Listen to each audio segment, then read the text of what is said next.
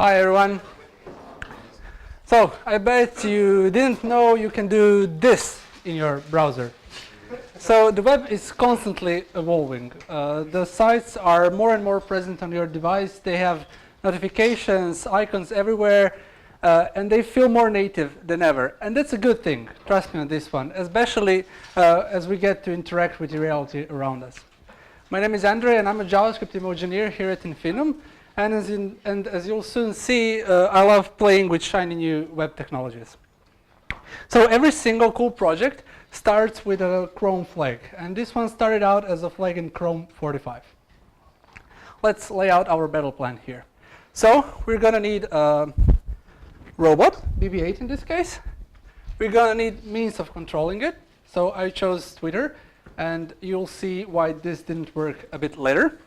Then I needed a way to transfer the commands to the actual BB-8, so I've used Chrome. Wow. And all of this needs to work over HTTPS because this is a super secret protocol.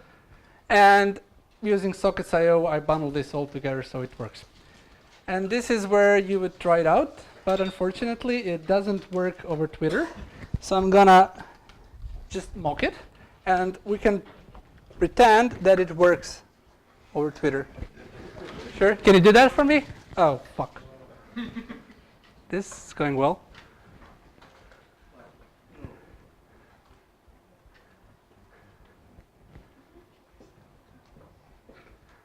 Oh. Okay, fine.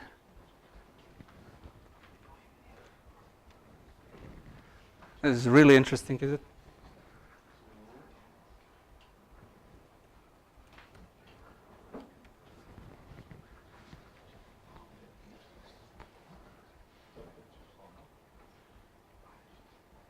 And hopefully, soon, it broke.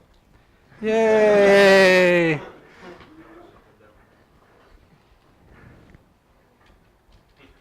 Come on, come on, come on, come on, come on. There we go! It moves. It has a very sophisticated pattern of movement, and you'll hear about that later. So, while he moves, we can continue. Okay, so, whoa, what just happened? Come here. Oh. Well, this is going well. Sorry.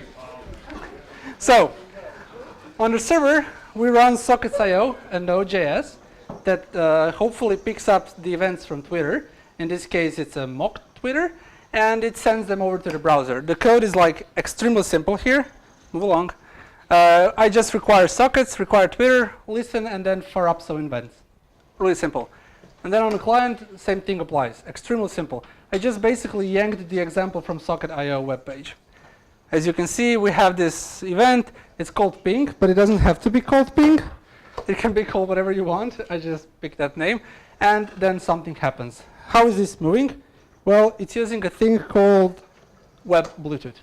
So Bluetooth, historically, was a very complicated protocol, and it is still. And most developers see it as a black box that either works or simply just doesn't work. And in most cases, it doesn't, as you saw.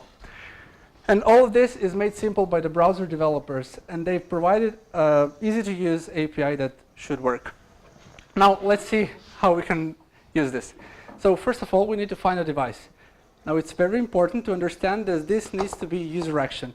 You saw me typing a connect command. It's just a wrapper. Or you can do it with a button or a link. But it cannot be started programmatically. Go away. Come on. Wow. So again, you call request device, and it returns the device. In this case, I just filtered to see all the BB-8s and not all of your phones, since now everybody has their Bluetooth turned on. And this returns a promise that you've heard on. And when we get that, when a user picks up, we can get the actual device and call .connect on it. And then we can send commands. The sending commands here is, again, simple. You just send an array of bits. And these bits are represented here in this table. This is a simple roll command. simple quotes. And this is where real life hits us, as you see. This was all done by a greater hacker than me, by greater hackers than me, who sniffed the protocol with their Bluetooth. And this would be much more interesting talk if I knew how to sniff the Android application and, come on. Sniff the Android application and figure out how it sends the, this is a bit crude, how it sends the actual data to the client. But unfortunately I didn't. And so what he created was a simple way to interface with the device. We have this roll command which just takes a direction, for instance, front or forward, and slow or fast. And this is basically how this is done. Now we got it to dance, and when I did this, it was quite magical because you're controlling something in real life with a browser, and again, really, really, really simple. So what I needed to do next was to create a way to programmatically send multiple commands at once. So what I do is create an array of actions and just iterate through them, do an action, wait for it to finish, and then go on. I've used the simple sleep function here that I made just to make this a little bit easier. Now you see wait here, so this is the way Bambi talked about to avoid promises. And then you can use it like this. We have an array of movements with its length, direction, and speed, and we just do it. This is actually what's happening here. He has an array of I think 10 or 20 movements, and it just does an action when an event comes. This took a lot of time. BB-8 wobbles like a drunk person when moving around. It wobbles even more on a hardwood floor, and it's extremely unpredictable because he doesn't know if he's moving or not. He will bash into something and continue rolling around until you give it another command. And this makes programming a living hell. This leads us to the most important part of this presentation, problems. Well, I would lie if I didn't have any bigger problems than this. For instance, this BB-8, you can brick him if you send wrong commands. Now, this won't apply to every Bluetooth device there, only those of whose developers are really concerned that you don't touch their code. And then Twitter. This is the part that I've been waiting for. Twitter is a huge pain in the ass most of the time. It just keeps sending this error message 420 when you exceed the number of requests per minute, and then it blocks you for 15 minutes. That's what happened, and that's why I wasn't able to show it to you because I was blocked. Again, I found on the interwebs that this 420 is like a reference to a popular saying, 420 blaze it. Anyways, I'm getting a bit side-railed here. There is a lot of interesting and actually useful stuff you can do with this. For instance, imagine this. You park your car in a parking space, a notification on your phone comes in, and it has a button for you to pay an hour of parking. Or you're walking around the parking mall, shopping mall, and your favorite shop sends you a notification when they have exactly what you're interested in available at sale. This is made possible with Bluetooth beaconing. Bluetooth beacons are a protocol that's proximity-based. So when a device gets closer to the Bluetooth beacon, it can transfer the data in between. This is really cool because it doesn't need the actual connection, so it respects your privacy, and it's extremely fast. Just to note, sending data means just sending a notification, not some applications or anything else that can harm your device. So what's next? What else can we do with this? You all have smartphones here. So why don't you use something like Orientation API? For instance, when you tilt your device, he can go faster, or when you tilt it back, he can go slower. Or for instance, this is how you would use it. It's extremely simple. For instance, ambient light events. When it gets dark in the room, why not turn on the lights on him so you don't step on him? Again, it's just a simple event. And then we have the speech API. Why not control the BB-8 with your voice? Like, go BB-8, run! And so he runs away. This is extremely easy again. This is just a simple code extracted from the Google Chrome website. And this works. It really does. We can do even more experiments with it. Well, we have Web NFC. You all know what NFC is. It's a cool protocol that allows near-field communication between two devices just by tapping them. You all probably use it when you have that Wave to Pay card. This is still in development, but soon it will be available in Chrome, and you can play around with it. Maybe I'll make a new presentation when this comes out. Why not use Web USB and just program your Arduino device directly from the browser and not with any old software? This looks really alike like the Bluetooth API. Then we have even more stuff. Why not control your actual Arduino devices with Node? This is a bit side rail from the Bluetooth thing, but it just shows how cool our life is getting here. So with Johnny 5, this library breached the gap between Arduino and Node. So you can use JavaScript to write actual robots. And who wouldn't love to live in a world like that? It's like future. Well, maybe in 2 to 4 years, we expect to see the web applications get even more closer to native. Bluetooth is a step in right direction, and it's showing us that the web can be bare metal. So why not just hop on the hype train and play around with it? This can be extremely fun and extremely educating, and I just hope you won't break the device. So thank you, everybody. Sorry for this mishaps here. This talk was really to show you about how moving away from this boring old web with forms and buttons can be like real-life application rolling around in our floor here. Thanks, everybody.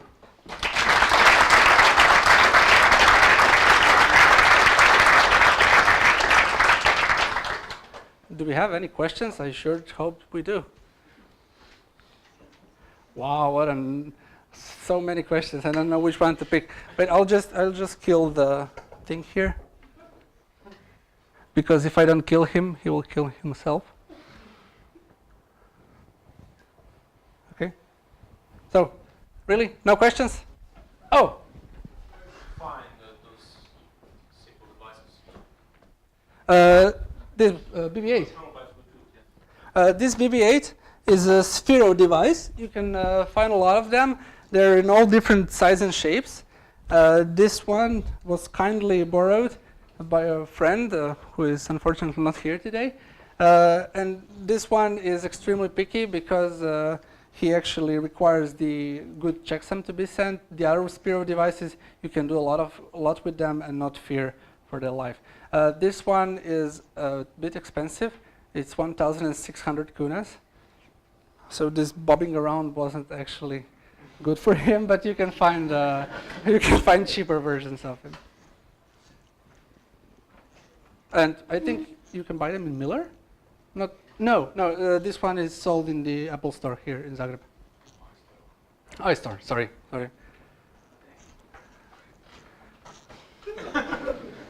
Wow, that guy who asks a lot of questions. No, sorry. Go ahead. Can you perform the same action with other social media? Sure. Yes, you can do it with the Facebook or whatever. Yes, I wanted to use Twitter because it would bring good marketing. It's a bit a shitty reason, but then I didn't have any more time to do something. A friend of mine actually here, Skukan, said, "Why not make your own Twitter? It will work." Yes, thanks.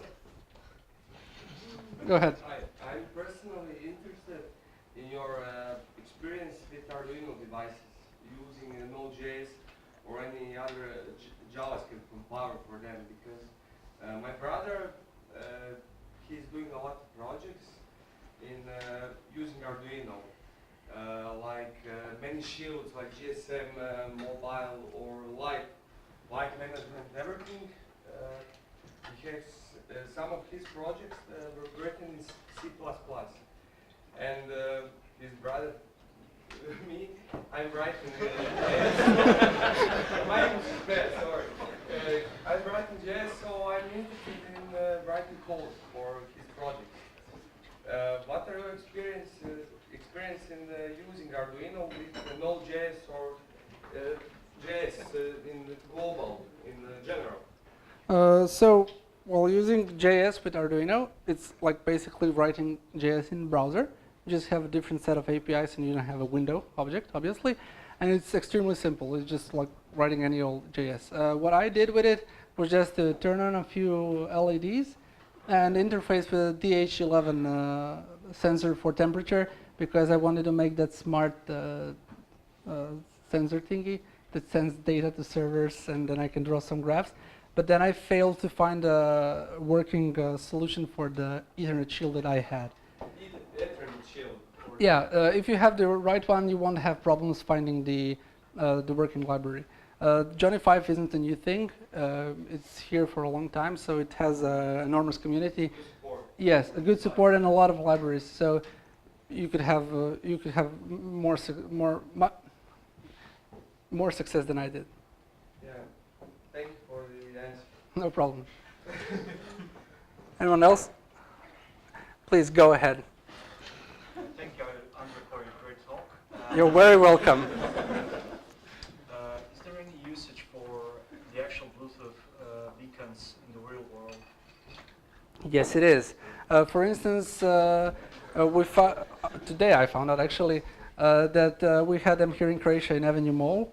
The shops were sending these notifications, and the company that uses them the most is Starbucks in the US.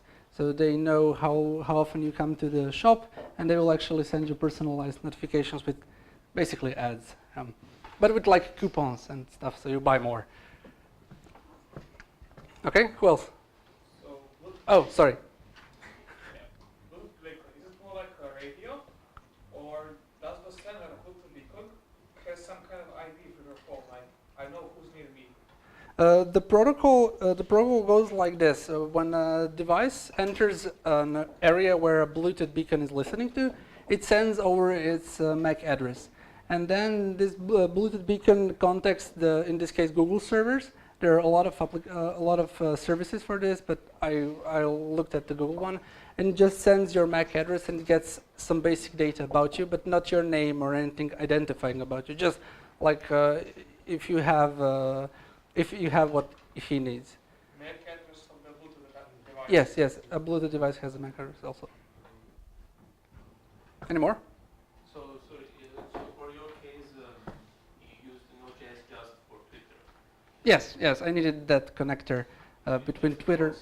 Yeah, it just when I opened a stream toward Twitter, and when Twitter works, yeah. It would be maybe just more interested to not use Node.js, but only one single page app.